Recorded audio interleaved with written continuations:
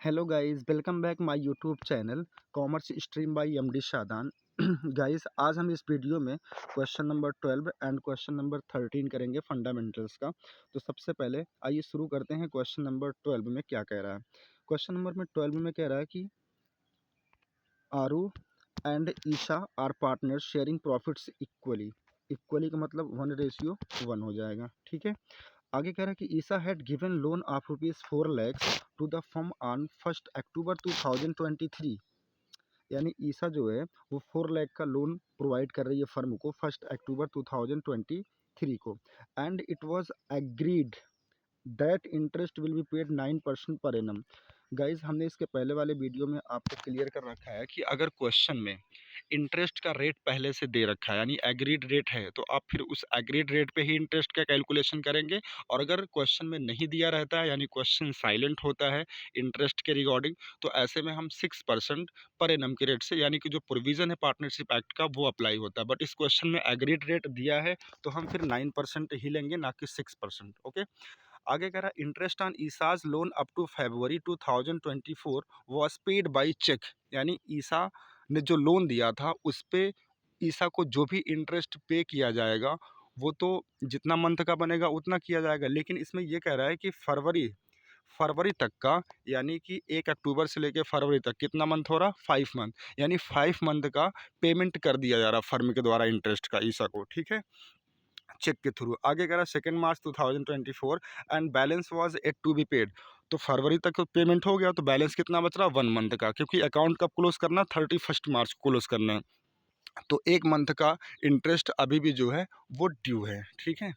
और लास्ट में कह रहा है कि पास journal entries for interest on loan for the year ended 31 March 2024।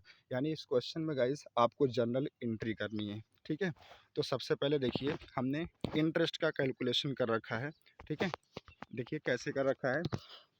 देखिए ईशा ने 1 अक्टूबर को लोन दिया था और 28 फरवरी तक का पेमेंट हुआ है। तो सबसे पहले हम 1 अक्टूबर से 28 फरवरी तक का अगर इंटरेस्ट कैलकुलेट करेंगे तो वो कितने मंथ का बनेगा, 5 मंथ का। लोन का अमाउंट क्या था, 4 lakhs। 9% एग्रीड रेट था और 5 मंथ का, तो ये आ जाएगा 15,000। यानी 15,000 का पेमेंट हो चुका है। तो इसकी एंट्री देखिए क्या कर लेंगे, एक सेकेंड गाइस, इसकी एंट्री हो जाएगी। यहाँ देखिए interest on ईसाज loan account debit, क्योंकि ये फर्म का एक्सपेंस है और पेमेंट हो रहा है टू बैंक अकाउंट। तो पेमेंट होने से क्या होगा, बैंक का बैलेंस कम हो जाएगा और बैंक एक असेट है, असेट का कम होना क्रेडिट होता है। समझ में आया? तो ये 15,000 का पेमेंट हो गया। बाकी रिमेनिंग जो 1 मंथ का अभी बच रहा है उसकी कैलकुलेशन देखिए यहाँ हमने कर रखा है। फ्रॉम 1 मार्च, फरवरी तक तो पेमेंट हो गया, अब 1 मार्च से 31 मार्च तक का पेमेंट अभी करना बाकी है। तो 4 लाख का 9% 1 मंथ का 3,000 आ जाएगा और ये अभी ड्यू है।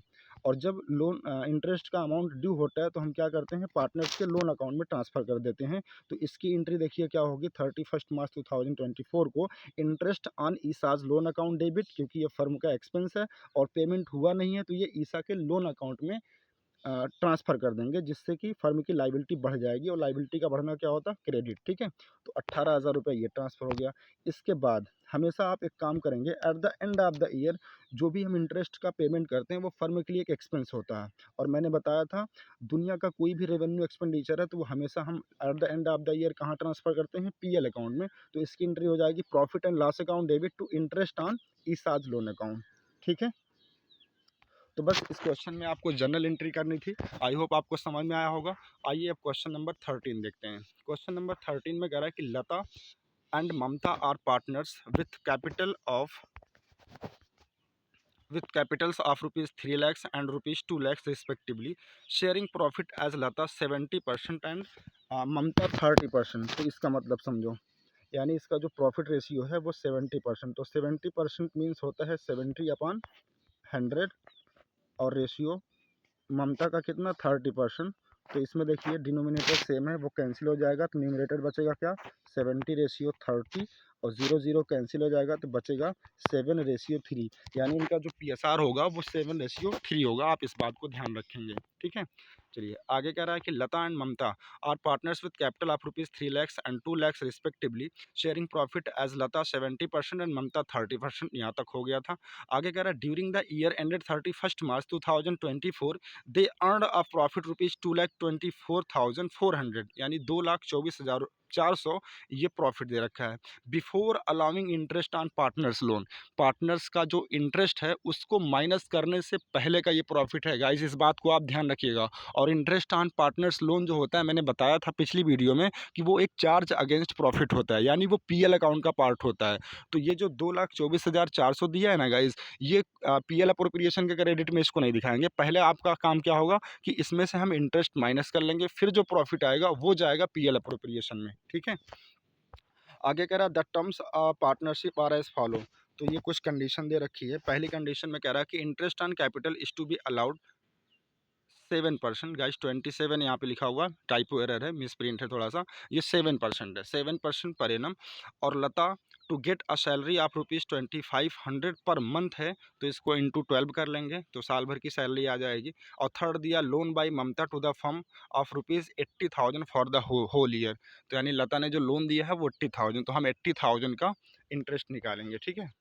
और फोर्थ पॉइंट कह रहा है कि interest on drawings of partners at the rate of 8% per annum, drawing being Lata ₹36,000 and Mamata ₹48,000, तो ये दोनों पार्टनर का ड्राइंग हो गया। लेकिन यहाँ पे देखिए एक चीज़ तो दिया है, एक सेकेंड, यहाँ पे एक चीज़ दिया है कि ड्राइंग पे जो इंटरेस्ट रेट है वो 8% पर एनम लगा हुआ है, यानी 8% के साथ पर एनम वर्ड भी लगा है।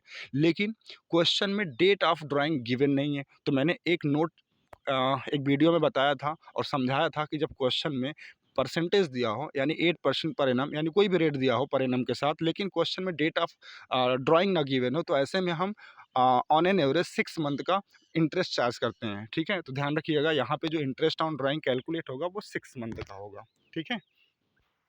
और लास्ट में कह रहा है कि जो सबसे इंपॉर्टेंट पॉइंट है, कह रहा है 1/10 ऑफ द डिस्ट्रीब्यूटेबल प्रॉफिट, यानी जिसको आप पहले बैलेंस प्रॉफिट कह रहे थे उसको कह रहा है distributable profit should be transfer to general reserve, यानी जो भी डिस्ट्रीब्यूटेबल प्रॉफिट आएगा उसका 1/10 सबसे पहले आप जनरल रिजर्व में ट्रांसफर कर देंगे, फिर इसके बाद उस जनरल रिजर्व को भी माइनस करेंगे, फिर जो प्रॉफिट आएगा वो आपका बैलेंस प्रॉफिट होगा। कैसे, डोंट वरी, अभी मैं आगे क्वेश्चन में दिखा रहा हूँ आपको सोल्यूशन में। आइए सबसे पहले हम सॉल्यूशन करते हैं। सबसे पहले हम कुछ वर्किंग नोट देख लेते हैं, ठीक है। तो देखिए वर्किंग नोट नंबर 1 कह रहा है कि computation of interest on Mumtaz loan, यानी ममता के लोन पर इंटरेस्ट कैसे कैलकुलेट होगा। तो देखिए 80,000 का लोन था, 6% रेट था और होल ईयर पूरे साल इस्तेमाल हुआ था ये 80,000, तो पूरे साल भर का निकाल लेंगे। तो 80,000 इंटू 6% 4800 प्रोविजन विल अप्लाई, ठीक है। आगे कह रहा है प्रोविजन विल अप्लाई का मतलब ये है कि क्वेश्चन में इंटरेस्ट का कोई रेट नहीं दिया था, ठीक है, इसलिए हमने क्या किया 6% अप्लाई किया है, ठीक है। और पूरे साल लोन इसका अमाउंट इस्तेमाल हुआ था, इसलिए हम पूरे साल का निकालेंगे, ठीक है, डोंट वरी। पहला नोट आई थिंक आपको समझ में आया होगा। सेकेंड नोट देखिए, सेकेंड नोट है computation of interest on drawing से रिलेटेड। तो देखिए लता ने कितना लोन दिया था 36,000, रेट ऑफ इंटरेस्ट कितना था 8%, और 6/12 क्यों लिया गया, क्योंकि क्वेश्चन में डेट ऑफ ड्राइंग नहीं गिवन था। तो हमने बताया था जब क्वेश्चन में डेट ऑफ ड्राइंग ना गिवन हो तो ऑन एन एवरेज हम 6 मंथ का इंटरेस्ट चार्ज करते हैं। तो ये 1440 आ जाएगा, और ममता का 48,000 into 8/100 into 6/12 is equal to 1920 आ जाएगा, ठीक है। देखिए यहाँ पे मैंने ऑलरेडी नोट फिर भी लिख रखा है कि if date of drawing not given then interest on drawing will be calculated from an average period for 6 months, ठीक है। चलिए अब इस क्वेश्चन में हमें PL अप्रोप्रिएशन अकाउंट बनाना था। तो देखिए सबसे पहले हम PL अप्रोप्रिएशन अकाउंट के क्रेडिट में क्या दिखाते हैं, नेट प्रॉफिट दिखाते हैं। लेकिन कौन सा नेट प्रॉफिट गाइस, वो नेट प्रॉफिट जो PL अकाउंट से निकलता है, यानी अगर नेट प्रॉफिट में कोई भी चार्ज अगेंस्ट प्रॉफिट का अमाउंट शामिल है, यानी कि एक्सपेंस कोई इंक्लूडेड है, तो उसको हम माइनस कर लेते हैं। तो सबसे पहले हमारा देखिए जो प्रॉफिट था वो गाइस कितना था, वो था क्वेश्चन में जो दिया था, एक सेकेंड देखिए यहाँ पे क्वेश्चन में दिखा देता हूँ। क्वेश्चन में दिया था, ये प्रॉफिट दिया था 2,24,400। अब इसमें हम क्या करेंगे, इंटरेस्ट ऑन लोन माइनस कर देंगे, और इंटरेस्ट ऑन लोन हमने कैलकुलेट किया था, कितना आया था यहाँ पे देखिए 4800, ठीक है। ममता का लोन का इंटरेस्ट 4800, एक सेकेंड, ये देखिए 4800। तो ये चार्ज अगेंस्ट प्रॉफिट का पार्ट है। तो 4800 रुपये ये जब माइनस कर देंगे तो आपका जो नेट प्रॉफिट आएगा, जो पीएल अप्रोप्रिएशन में आएगा, वो आएगा कितना डियर, वो आएगा 2,21,600, ठीक है। इसके बाद